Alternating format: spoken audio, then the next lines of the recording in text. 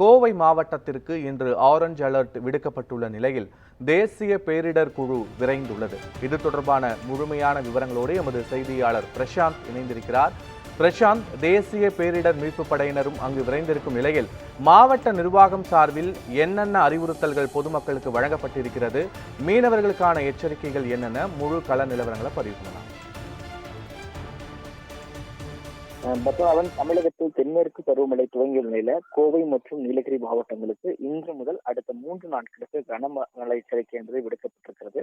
அந்த வகையில் இன்று கோவை மாவட்டத்திற்கு ஆரஞ்சு அலர்ட்டும், நாளை மற்றும் நாளை மறுநாள் ரெட் அலர்ட்டும் கொடுக்கப்பட்டிருக்க நிலையில கோவை மாவட்டத்தில் உள்ள கனமழை மலைப்பகுதிகளில் அதி கனமழை பெய்யக்கூடும் என்று வானிலை ஆய்வு மையம் தெரிவித்திருக்கிறது. எனவே மழைக்கால முன்னெச்சரிக்கை நடவடிக்கையாக அரக்கோணத்திலிருந்து நேற்று இரவு தேசிய பேரிடர் மீட்பு குழுவினரும் அதே போல தமிழ்நாடு பேரிடர் மீட்பு குழு வந்திருக்கிறார்கள்.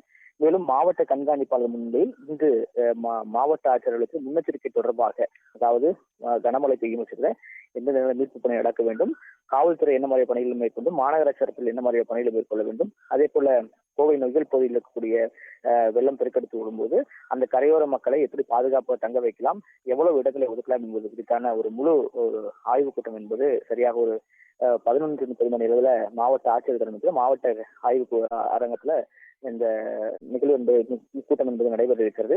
குறிப்பாக நேற்று இரவு வந்த தேசிய பேரிடர் மீட்பு 2 குழு 90 பேர் வந்திருக்கிறார்கள்.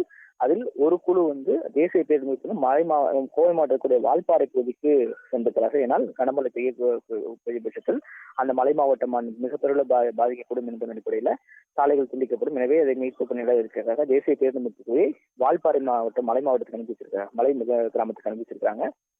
அதே போல தமிழ்நாடு திட்டமிட்டு குழு கோவை மாவட்டத்தில் இருக்கக்கூடிய நொய்யல் கரையோர பகுதிகள், தண்ணீர் தேங்கக்கூடிய உள்ள பகுதிகளில் முகாமிட்டு ஆய்வு பணிகளை மேற்கொண்டிருக்காங்க.